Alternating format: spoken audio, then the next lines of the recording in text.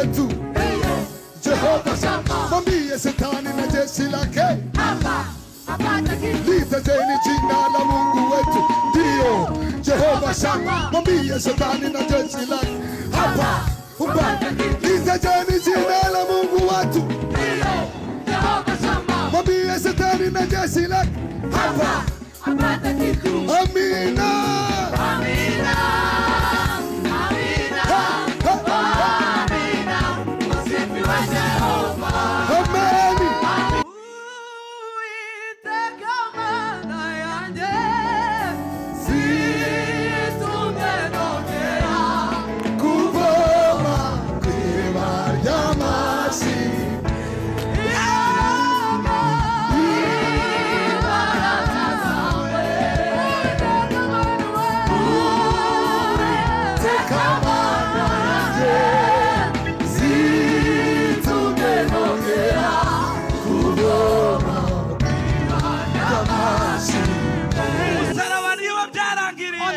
Everything was finished.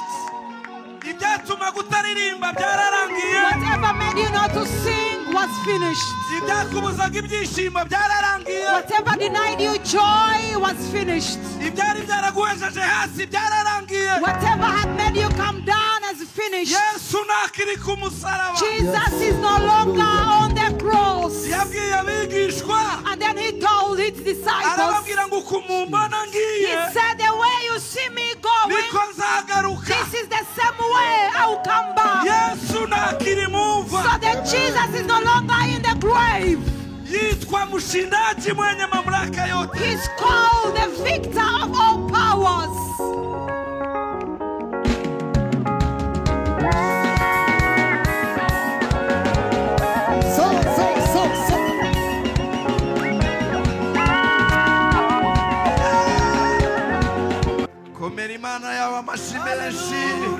Give the Lord Jesus some mighty hand clap. Give the Lord Jesus a shout of joy. Kumusara wawe mwiza ni wa mahanga yachunguriwe igorogota twahabanye iminyago birongeye mu maraso yawe. Hallelujah! Hallelujah! The Bible says in the book of Ephesians, chapter 5, verses 19. Ephesians chapter 5, verses 19. Mubwirane zaburi n'indirimbo n'ibihimbano by'umwuka muririmba mucurangira umwami wacu mu mitima yanyu. Speaking to one another in hymns and hymns and spiritual songs, singing and making melody in your heart to the Lord. Tumaze gusenga kugira ngo ku musaraba hagire ibintu bikoreka. We have prayed that at the cross something should be taking place. Tugiye kubwirana zaburi. Now we are going to speak together the psalms n'ibihimbano by'umwuka and also spiritual hymns. Ntabwo umuntu yagera ku musaraba You can never get to the cross and then you continue to be a looker by. For all the people who have ever been to the cross, there is something they saw and there's something they heard. On the good cross is where all the nations were redeemed and saved. And among the people who were saved, you are among. Before we may continue in prayer, I would like us to get together and sing this song. Let's sing it when we are standing up on the good cross. Kumusaraba wawe mwiza ni wa mahanga yachunguriwe igorogota twahabanye iminyago wirongeye mu maraso yawe. Uri ntwari Yesu uri nyamibwa wanesheje umwanzi w'abantu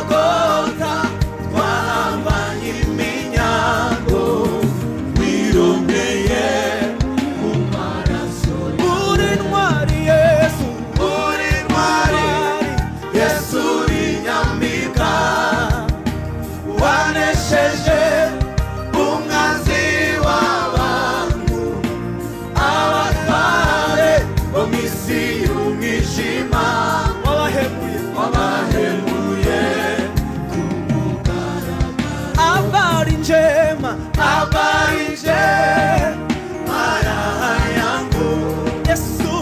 Yesu ndiye Mwokozi wangu, habari njema yangu. Yesu ndiye Mwokozi wangu. Muri mwari, Yesu uri nyamibwa, wanesheje umwanzi w'abantu, abatware bo mw'isi y'umwijima, wabaheruye ku mugaragaro. Haleluya, Haleluya. guhera saa sita kugeza uyu mwanya ndabona saa 9 z'iminota mike.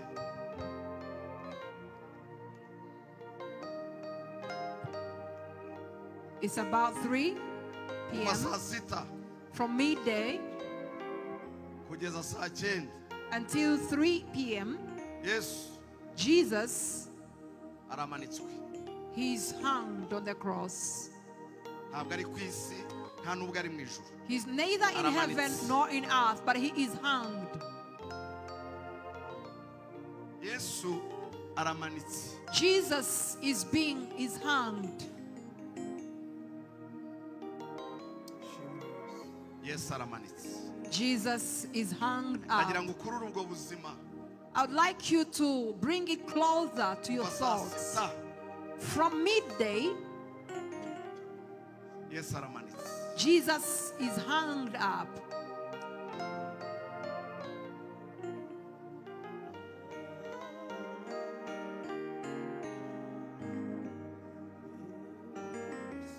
Golgotha kera waricaga,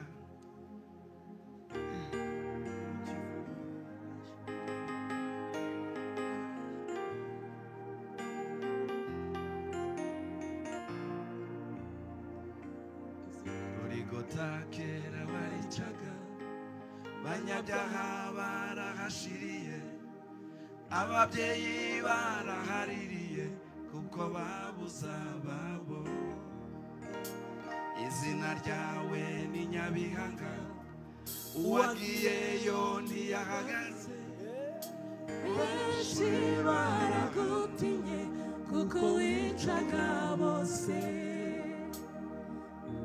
None ubu i Goligota Hahindutse imbabazi, abakugezeho bose barakira.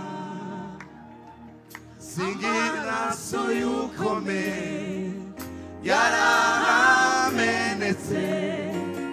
avumura uwo musozi waruvuye.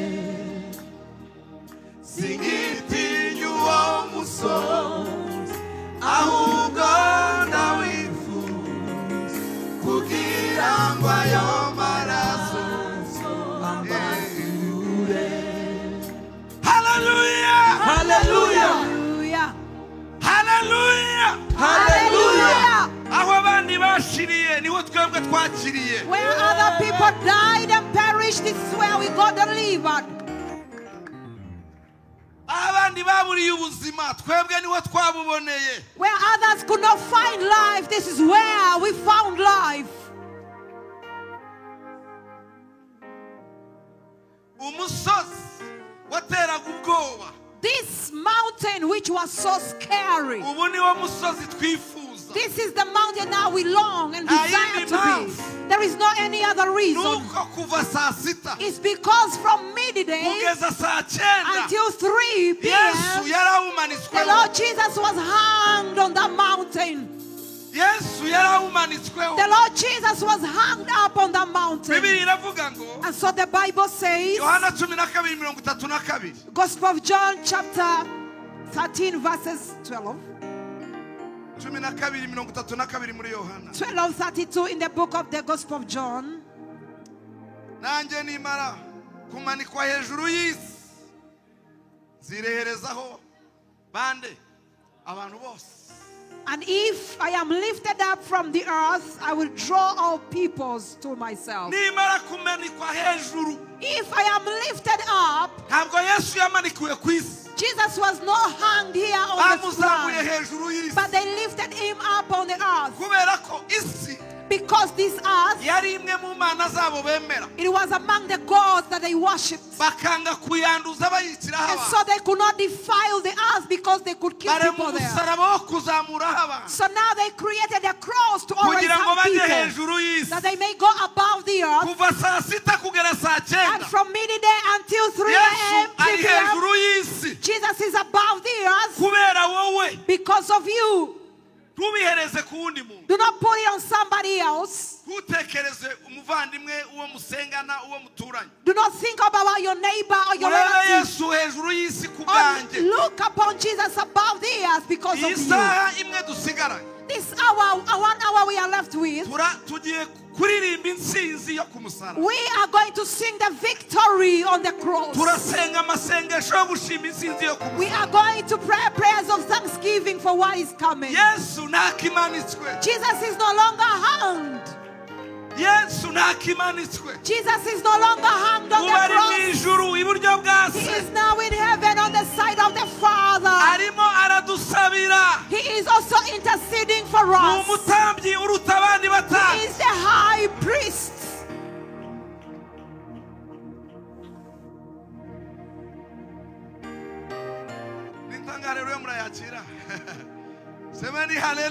Say hallelujah. Muraifata vuba. Fatao. Mshindaji mwenye mamlaka yote, nguvu za mauti na dhambi, Yesu alizishinda. Mshindaji mwenye mamlaka yote, nguvu za mauti na dhambi, Yesu alizishinda.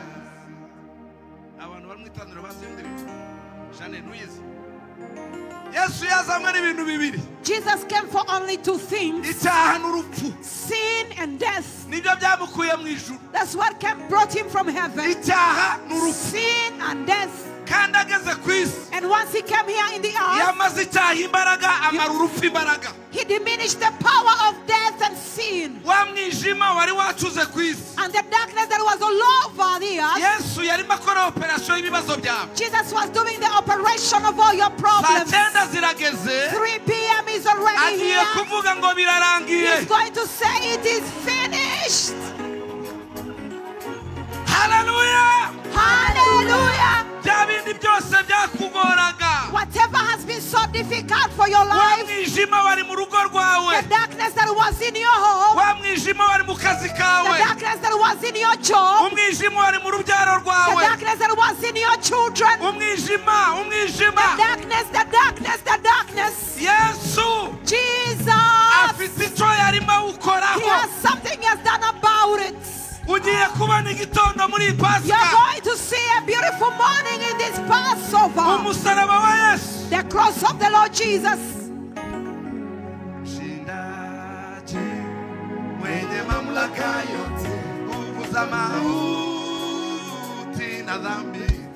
Yesu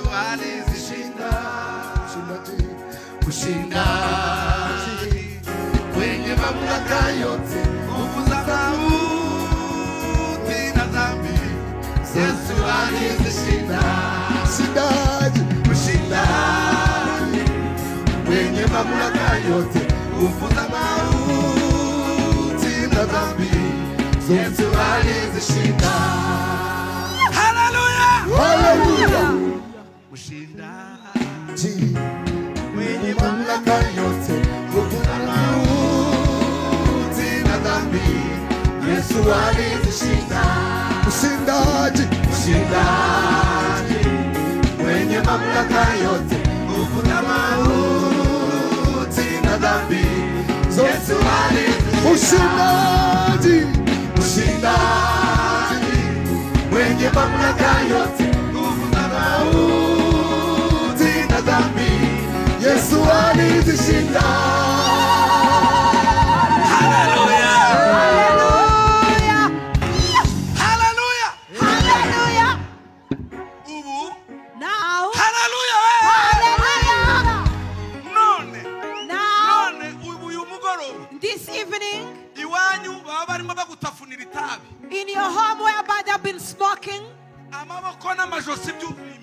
Their arms and also hands, you strangle them right now. Because all of them the Lord Jesus did once.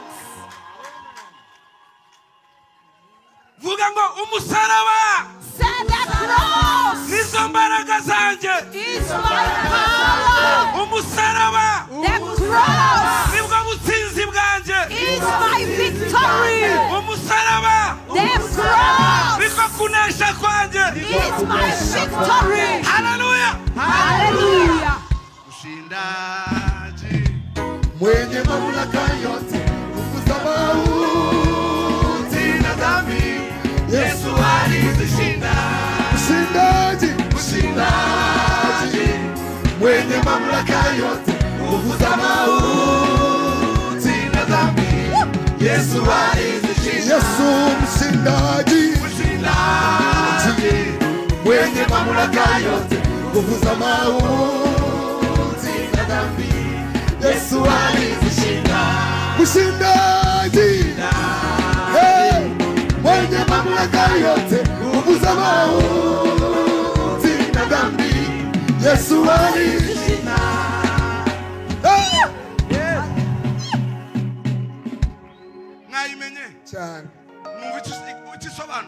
Do you know what this song means? That Mushinda is also a victor. A victor with all the powers. The power and death and sin. Jesus has overcome it. Yes. Shangilia, Yesu amefufuka, yu karibu sana kurudi, atuchukue sote. Shangilia, Yesu amefufuka, yu karibu sana kurudi, atuchukue sote.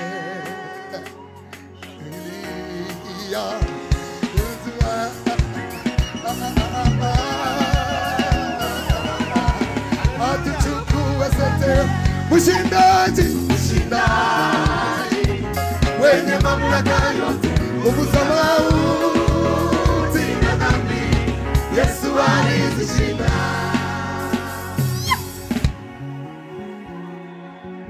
Hallelujah.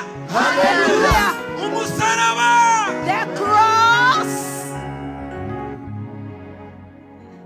Oh, umusaraba. The cross. Nimara kumanikwa. If I am lifted up, zireherezaho, I will all draw near. All the peoples. Nimara kumanikwa. If I'm lifted up, Yesu, Jesus, yaje agarukira kuguha abantu amafi n'imitsima. He never came only to give people bread and fish. Yes. But then Jesus, he never came to give people feet and also eyes. Yes. Jesus, he never also come to dry up the bleeding lady. The major reason that took him from heaven, it was this cross. If I am lifted up, it was to be hung up. So whatever the Lord Jesus did, it had to be finished on this cross. And then he said, after I am lifted up, all these people who do not also listen to me, all these people who do not approve of me, these who are just shaking their heads because of me, after I am lifted up, on Sunday we talked about it, that they were also torturing him and also piercing his lips, and one also encountered a good eye. After I am lifted up, then after when he died, the multitude of people congregating, he said, indeed, he has been the Son of God. He said, indeed, he has been the Son of God. Indeed, he was the Son of God. If I am lifted up, We are going to give thanks to God. Raise up your voice and give thanks to the Lord Jesus for what He did on the cross.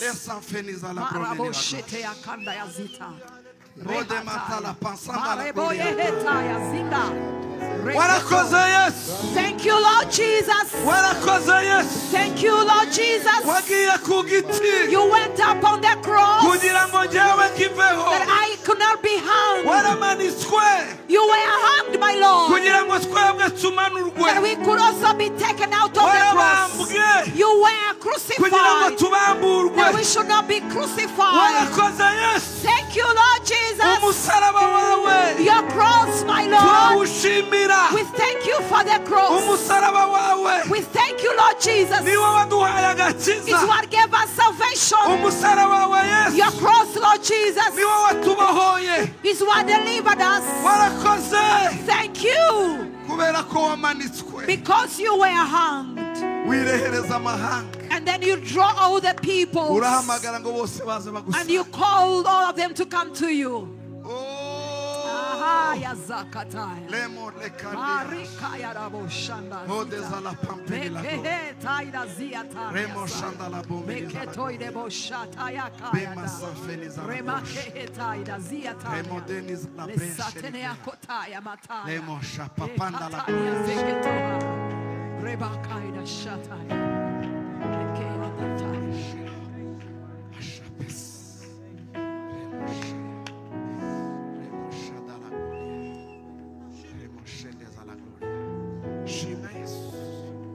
We praise Lord Jesus. We still thank you. We still thank you, my Lord. We thank you.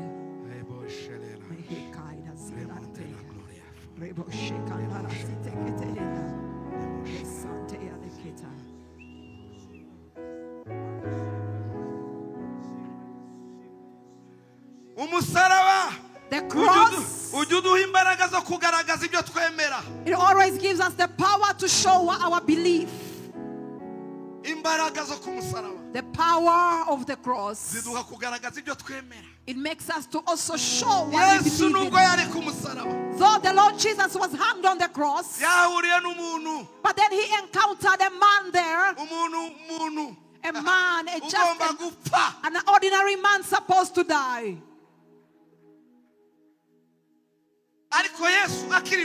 But then the Lord Jesus, when He was still here on the earth, He always taught people about mercy, telling people to forgive. So once He got on the cross, He met a man who needed mercy. Tonight you meet the mercy on the cross.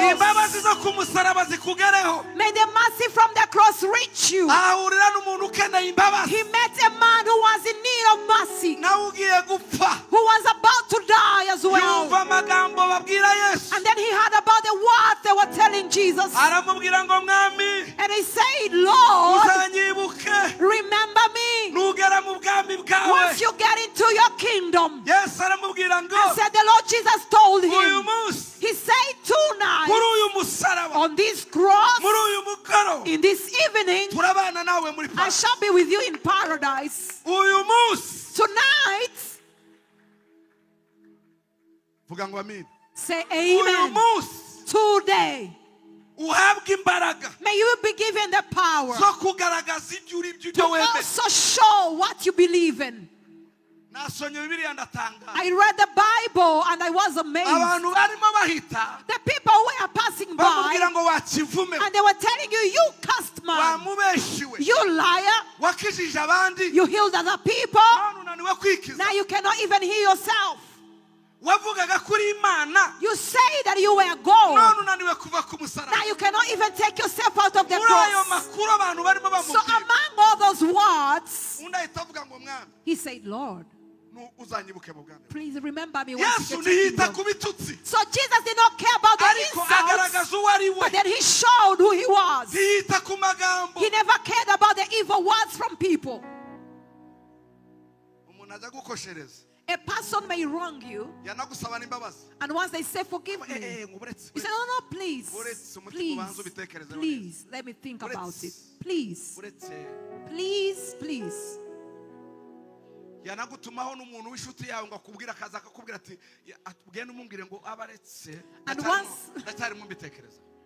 And once they send somebody to talk to you, say, please, leave me alone. I'm so Jesus gave mercy in the midst of all these insults.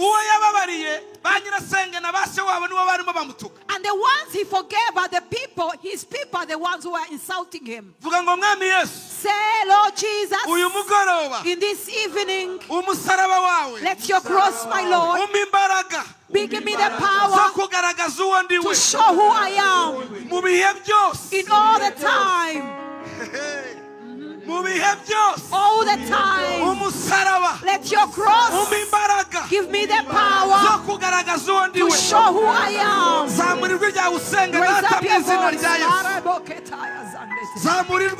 Raise up your voice and pray. Give us the power, Lord, to show who we are, my Lord. My Lord Jesus. In the difficult times and also the hard times, give us the power to reveal who we are. Whether we are with people or not, whether people comprehend it or not, but you give us the power to show who we are. Yes. Lord Jesus. Yes. Yes. My Lord Jesus. Give me the grace.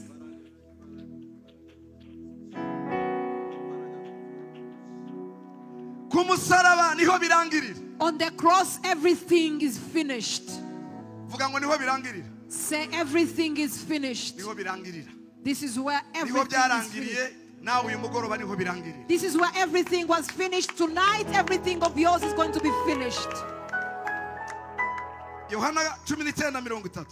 John 19 verses 30. Yesu amaze gusoma iyo vino aravuga ati birarangiye acuri ku mutwe umutima uraca. So when Jesus had received the sour wine, he said, "It is finished," and bowing his head, he gave up his spirit.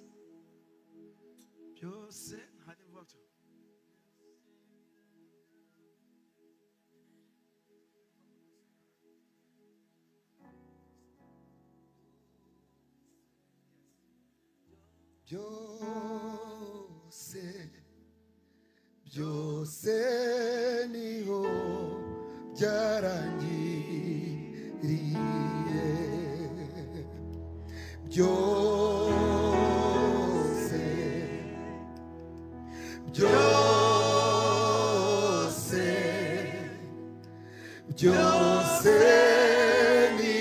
niho byarangiriye,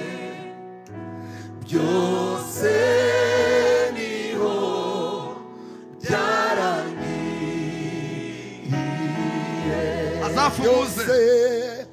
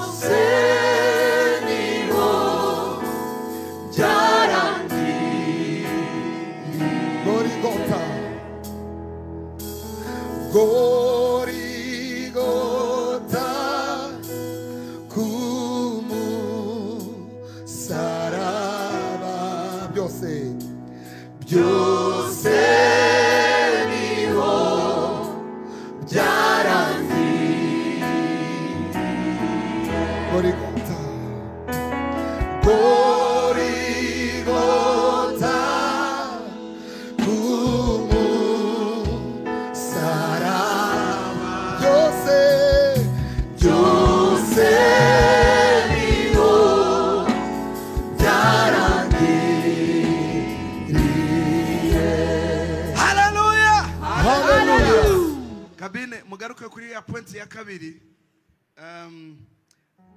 Iya mbere ku musaraba uduha imbaraga. Aramagambo nanditseho ya cyagisambo murebe ibintu ukuntu ibintu byari bikomeye. Let's go back to the first slide that I shared with you. Agakurikiraho iki gisambo gasomeyane. This yasoma mu Kinyarwanda. Iki gisambo aho cyamenyeye Yesu cyaramwemeye. Aho nyine. They just met each other on the cross. They never lived together in destiny. They were not together in evangelism. They just met when they were being harmed on different reasons. But then where then he knew Jesus.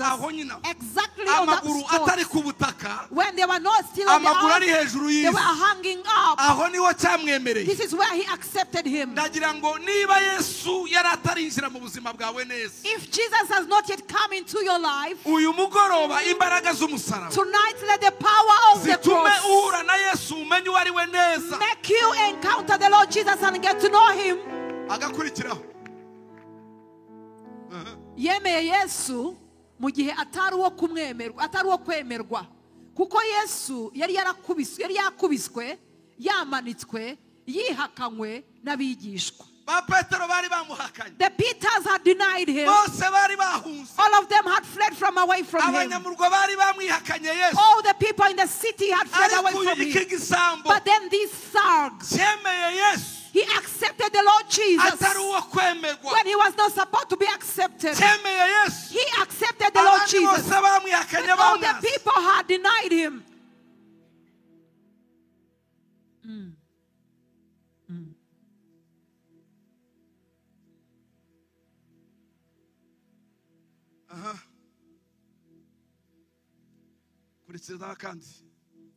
Kristo wo ku musaraba afite imbaraga zo kubabarira kimwe na Kristo wo ku ntebe y'imbabazi.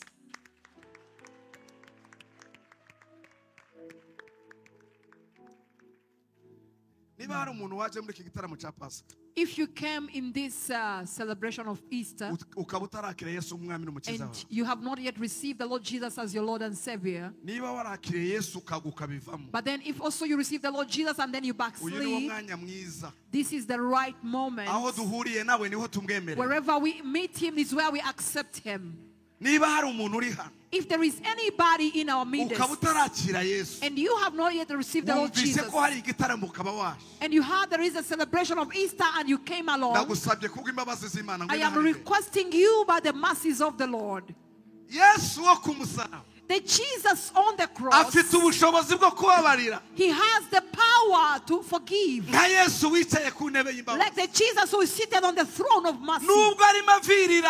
Though he is bleeding, though the people have rejected and denied him, but he still has the authority to forgive. As long as, like the Jesus on the throne of mercy. Anybody here, you've not received the Lord Jesus, come and encounter life. We are entering into another phase. We are entering into another time that you also may enter it with other people. Are you among us? Come forward.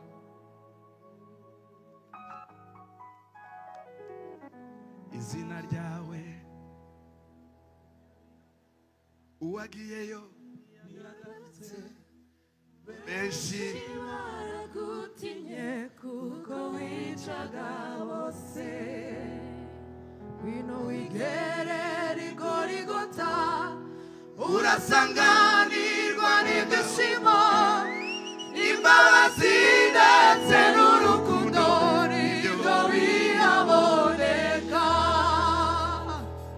wa mibabaro yararangiye urupfu ibyago n'ibikibayo byakuweho imbabazi z'umwami wacu Yesu. Hallelujah. God, hallelujah.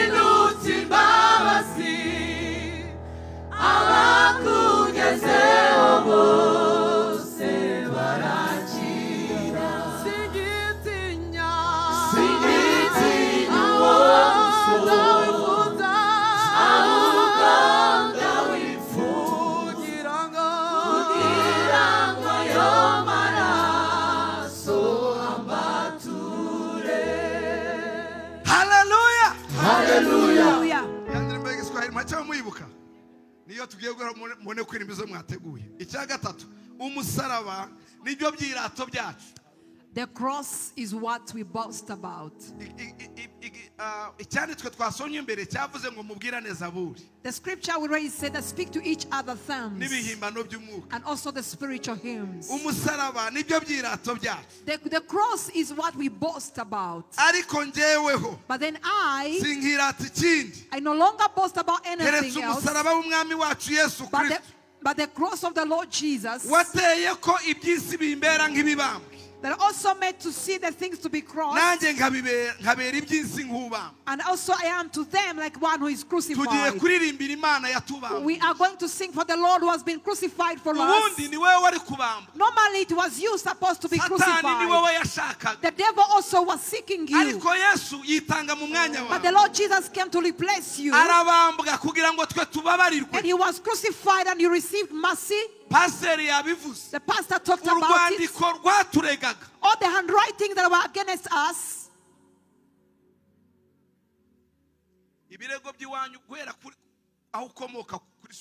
All the accusations from your generations and generations. The devil is the accuser of our brothers. He knows how to note each and everything we do. There were handwritings against us. And they were saying the sinner is supposed to die. And then Jesus died in our place. He was crucified and was taken off the cross. And then the cross is always crucifies me. And also crucify the worldly things. It is there where it is crucified. And you are also there crucified. The power of the cross is what crucifies you. Have you been crucified? Have you been crucified? Have we been crucified?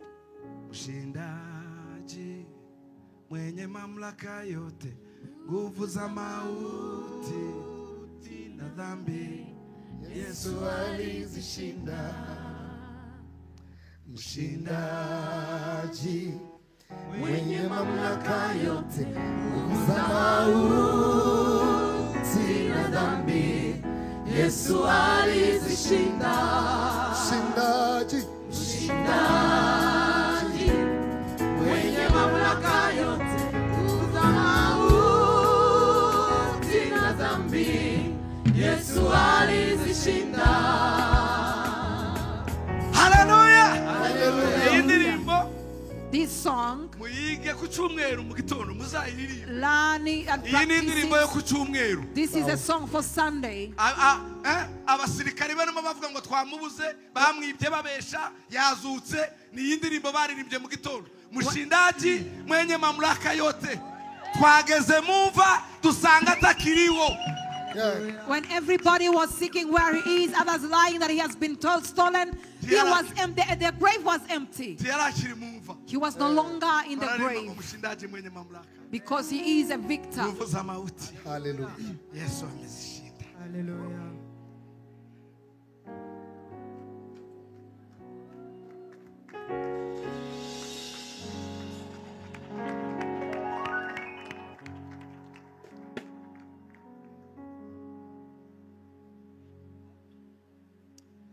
Amen. Amen. Amen.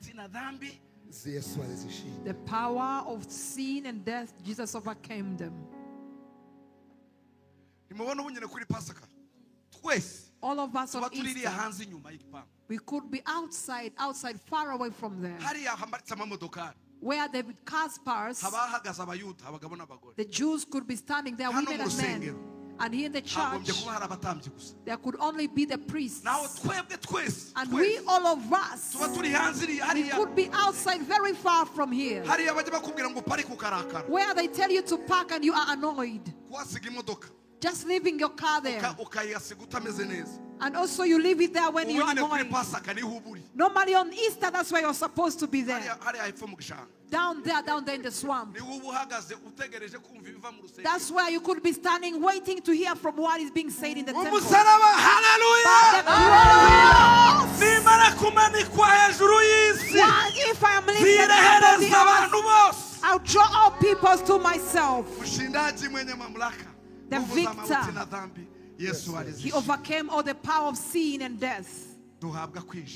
And then we were given access to enter. We are going to praise the Lord. We praise the Lord because of the cross. Because of the cross, we are going to praise the Lord.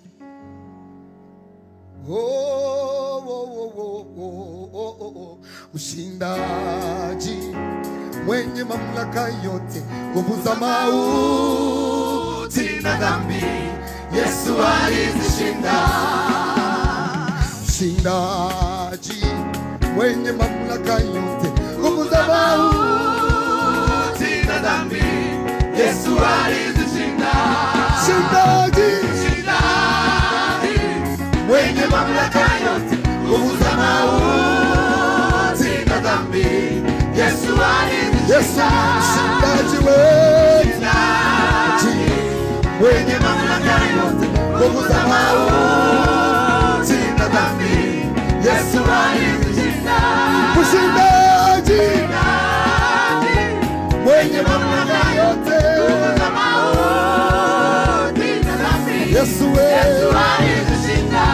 Mshindaji mwenye mamlaka yote, nguvu za mauti na dhambi, Yesu alizishinda. Mshindaji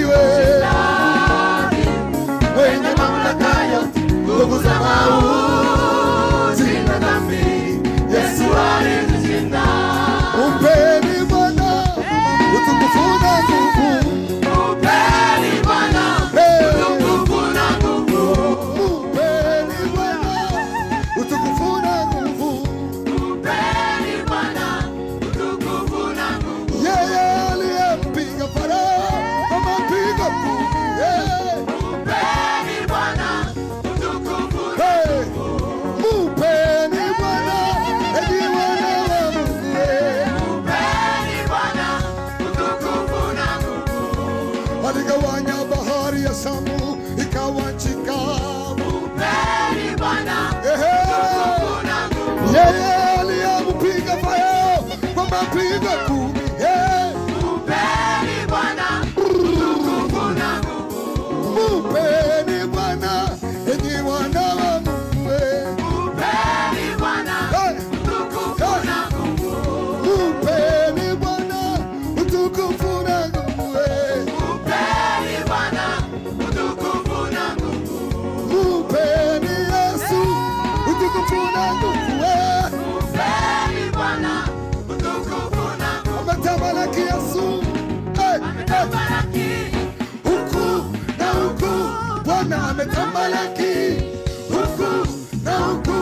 Bwana amejivika uweza na mamlaka.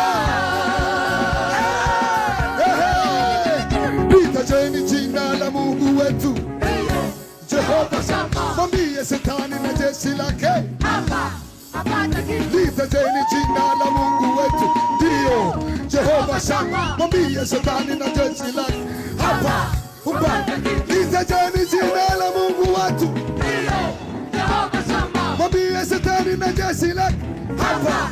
Amina. Amina.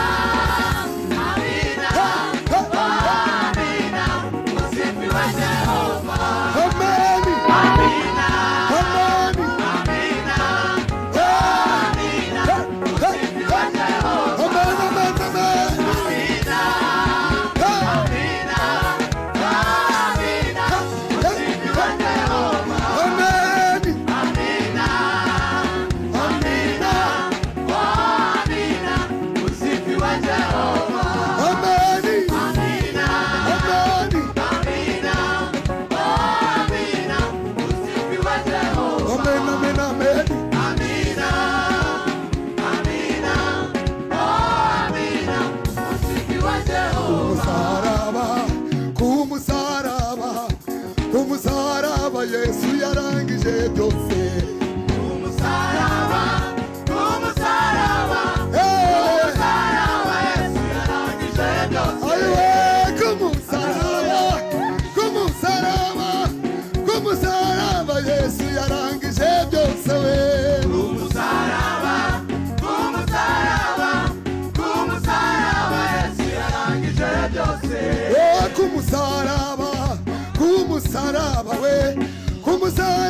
Yesu yarangije byose we.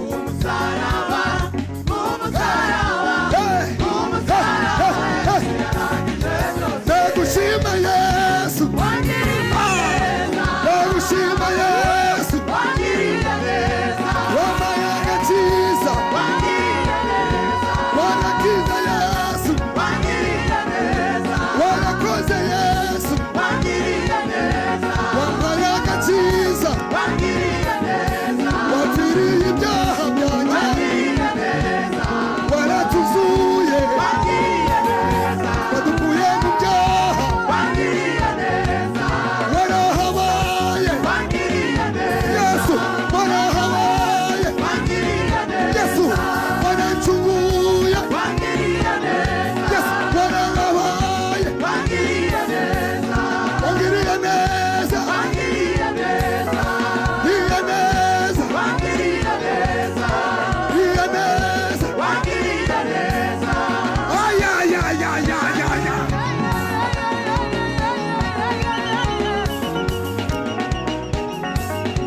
Imana ihimbazwe.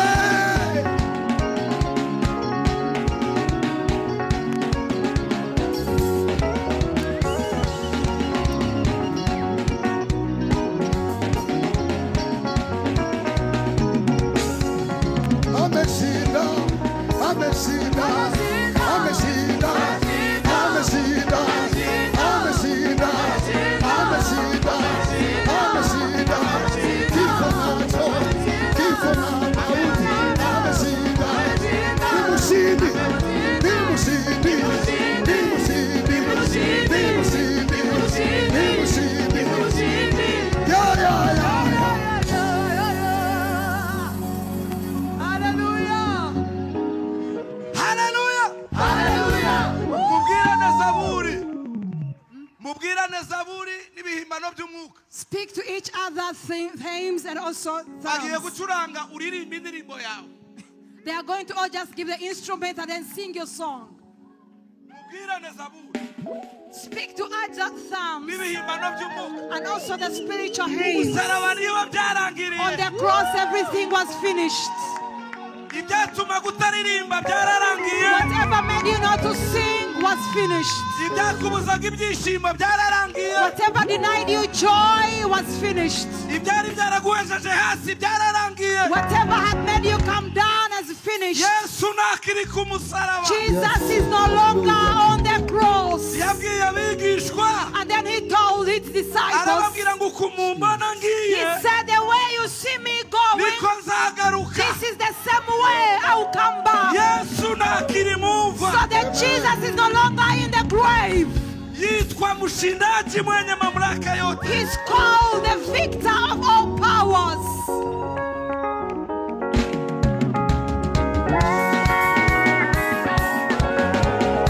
So.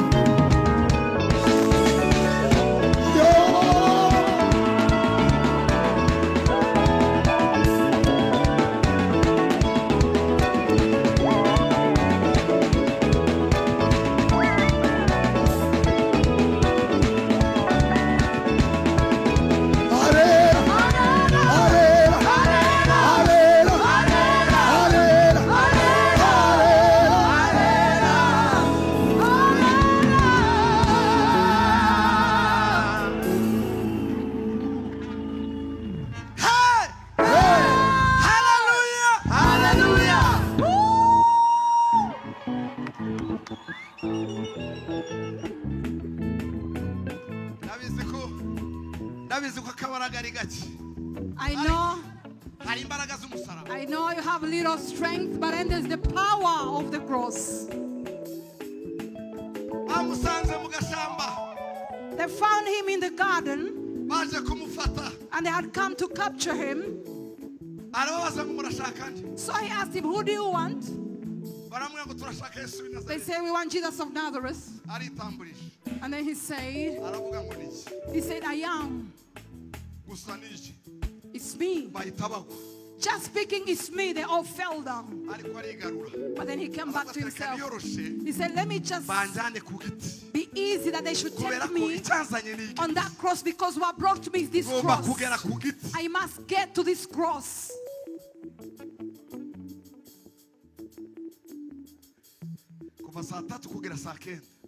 From 9 a.m. to 3 p.m. there are great works the Lord Jesus in your life. From midday to 3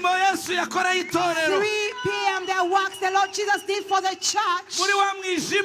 In that total darkness that was covering the whole world, Jesus was at work working. 3 hours.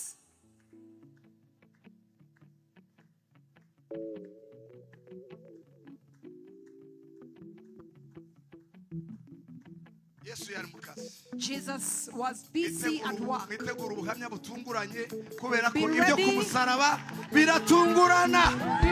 to receive abrupt testimonies.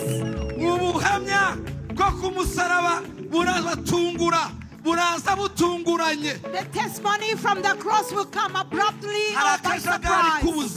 There is a confusion and chaos of life. Jesus, in the 3 hours, that's what he was busy doing.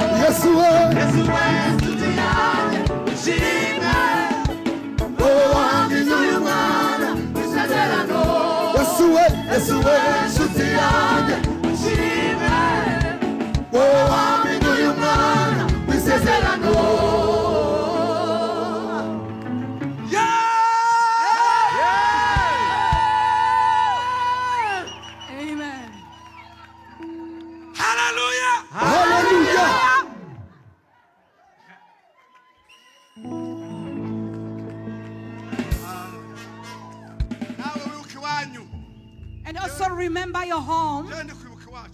I remember my home. Also remember your home place. How were you in your home village and home before you got the Lord Jesus?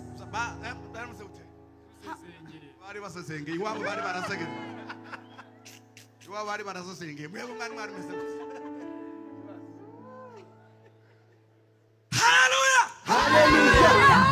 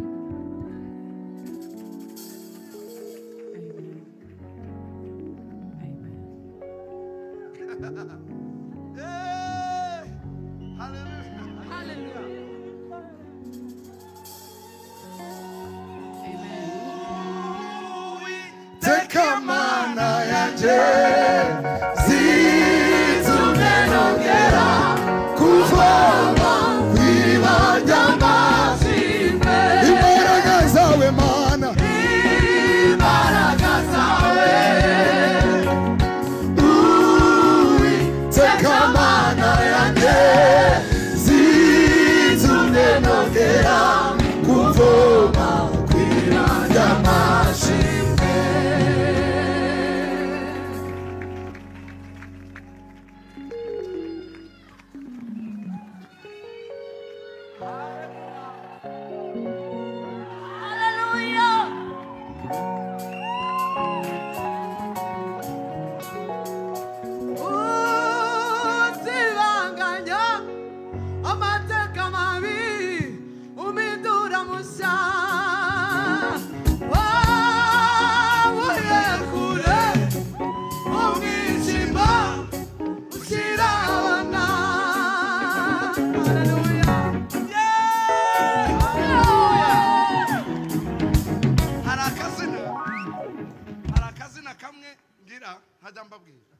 There is a nickname that I have that I never mention. But then God, I don't know how he made it disappear. Based on where I came from. I was born in a garden when my mother was cultivating the land. So now as I started to grow, they gave me the same name similar to where I was born. So I don't know exactly how the Lord made it disappear. I don't remember if I've ever told it to my wife.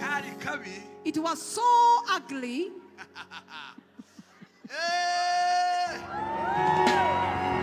Hallelujah! Hallelujah!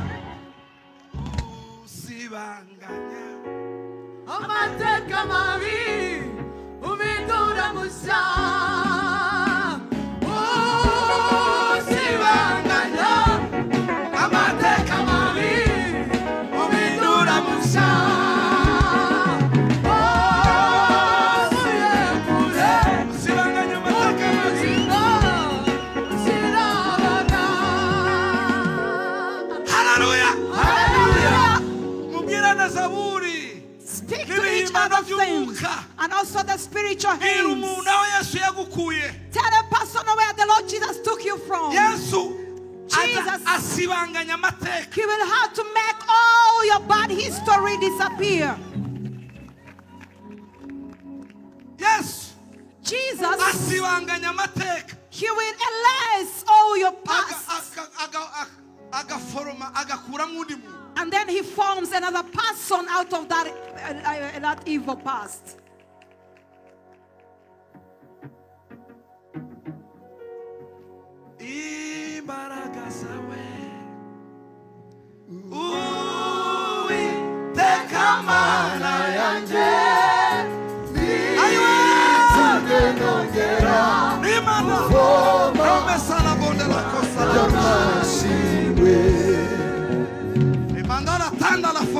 La gloria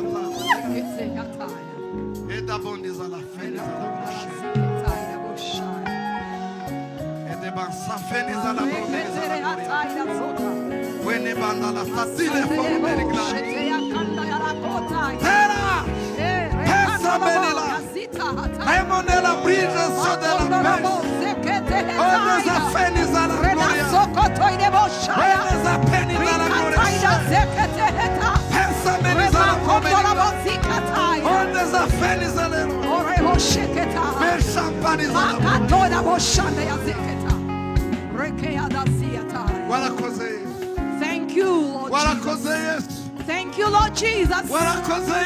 Thank you, Lord Jesus. Thank you, Jesus. You were on the cross. You who were hanged on the cross. You who erased all our evil past. And you said it's all finished. The bad names are finished. finished. ibitutsi warabirangije, The insults are finished. indwara warazirangije, The diseases are finished. ubukene waraburangije, The poverty is finished. intambara warazirangije, The battles are finished. ibyari biduhagaze hejuru warabirangije, Whatever was standing up against us was finished. waduhinduriye amazina, And you changed our name. waduhaye amazina mashya, You gave us new names. waduhaye icyerekezo gishya, You gave us a new direction. waduhaye ubuzima bushya, You gave us a new life. waduhaye imibereho You mishya, gave us a new lifestyle. waduhinduye abana mu rugo, You made us children in the home of the Father. waduhinduye abaraganwa nawe, You made us heirs with you. twabaye abana b'isezerano, We are the children of the ubu promise. turi abana bo mu rugo. Now we are children at home. Warakoze Yesu, Thank you, Lord Jesus. warakoze Yesu, Thank you, Lord Jesus. wewe wagiye ku giti, You who were hanged on the cross, wabaye ikivume, you became a curse. wanzwe na bose, You were hated by everyone. bose baragututse, Everybody insulted you. bose barakwihakanye, Everybody denied you. kugira ngo ubashe kuturonka. That you may be able to redeem us. Uravuga ngo And then you said, byose birarangiye. everything is finished. Uyu mugoroba wo kuwa gatanu, This evening of Friday, ubwo twibuka uri ku musaraba, as we remember when you were hanged on the cross, reka uwaje hano aremererewe and then you were so heavy of deeds. atahana iki gitero, Each and everybody who came having heavy deeds, anezezwe n'iyi ndirimbo they should be pleased by this song ko byose wabirangije, because you finished everything. warabyikoreye, You carried everything. byose warabitwaye, You carried everything. byose warabyikoreye, You carried everything. ibyatuvunaga warabyikoreye, Whatever was burdening us, you took it ibyari away. byaratuboshe warabyikoreye, What had bound us, you carried it. warabitwaye ku musaraba. And you took it up on the cross.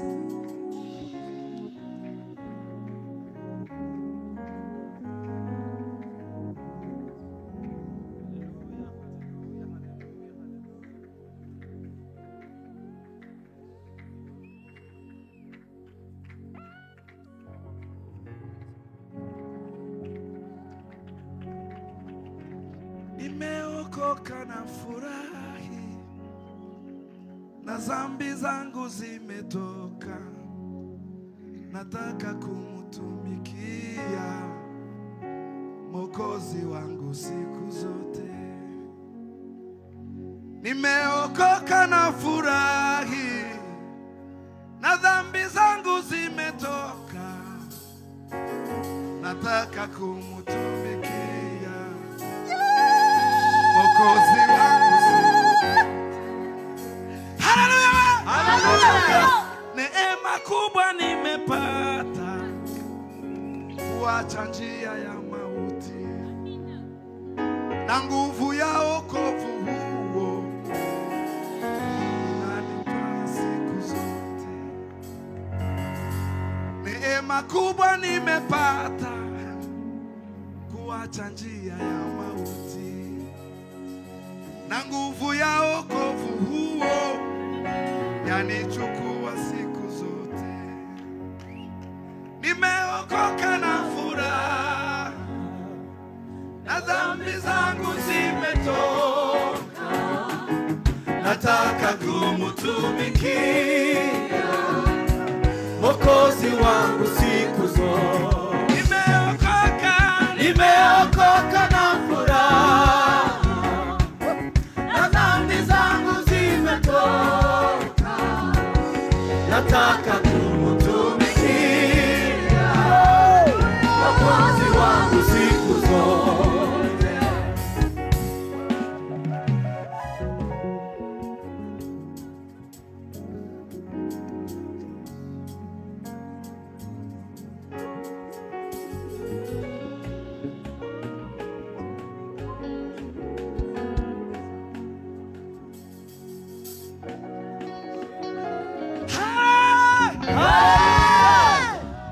Agezi Nyabihanga Simwanga maso yiyegereje bose ati muze musange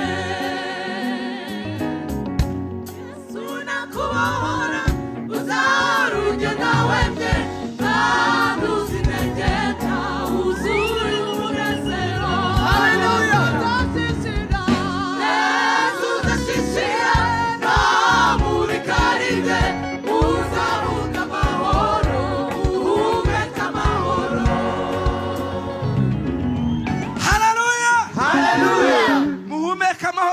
izina rya Yesu. Breathe peace in the name of Jesus.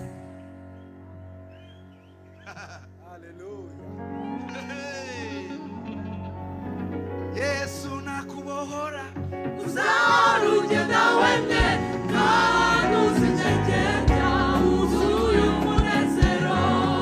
Hallelujah. Hallelujah. Nimbona ngeze mu ijuru namubabaro ikiriyo nzarambura amaboko mvuge nishimye mukiza. Nimbona ngeze mu ijuru namubabaro ikiriyo nzarambura amaboko mvuge nishimye mukiza. Nimbona ngeze mu ijuru namubabaro ikiriyo nzarambura amaboko mvuge nishimye mukiza. Nimbona ngeze mu ijuru namubabaro ikiriyo nzarambura amaboko mvuge nishimye mukiza. Hallelujah. Hallelujah. Kuko Yesu Because Jesus, hagati kwari ukugera ku musaraba when you are going to the cross, kugira ngo yihereze benshi, for him to draw many people to him, natwe even we, dusenga, prayer, turaririmba, we sing, turabwiriza, we preach, turatura, we offer, turahanura, we prophesy, turaterana, we come to kugira ngo congregate tuzagere mu ijuru. that we may go to heaven, Kugira ngo tuzagere he? that we may Mu go to ijuru. where? To heaven. Hanyuma tubone Yesu. And then we see Jesus. Tubone Yesu. And we see Jesus. N'inkovu zo mu biganza bye. And also the scars in his hands. Kandi inkovu z'imerere azaza zikiriho abamucumise bose bazamu nkamubwo tuzazireba nkamubwo tuzazireba nkamubwo tuzazireba ibyishimo bizatwisha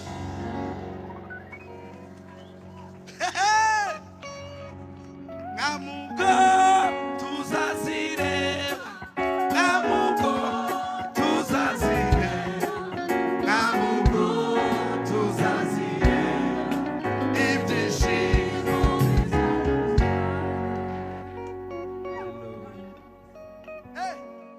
nkamubwo tuzazireba inkovu zawe.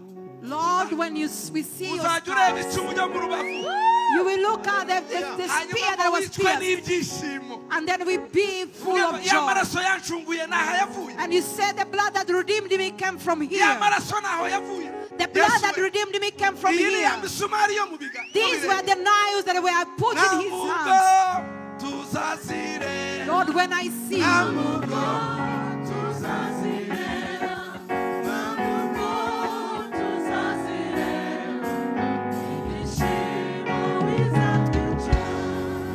komera Yesu amashyi. let's give the Lord Jesus a Komera mighty hand Yesu clap. amashyi. Let's give the Lord Jesus a mighty hand clap. Katwakire Azafu ituyobore hanyuma twakira indi gahunda igiye gukurikiraho. Yesu yavuze ngo byose byarangiye. Jesus said everything is done. Uruhuke Yesu yabirangije. Just be at rest. The Lord Jesus has Kuva saa finished sita it. kugeza saa cyenda yari muri From operation midday y'ubuzima bwawe. to 3 p.m. he was in the transformation of your life. Yesu yabirangije. Azafu Lord karibu Jesus is hanyuma welcome. twakire indi gahunda ikurikiraho.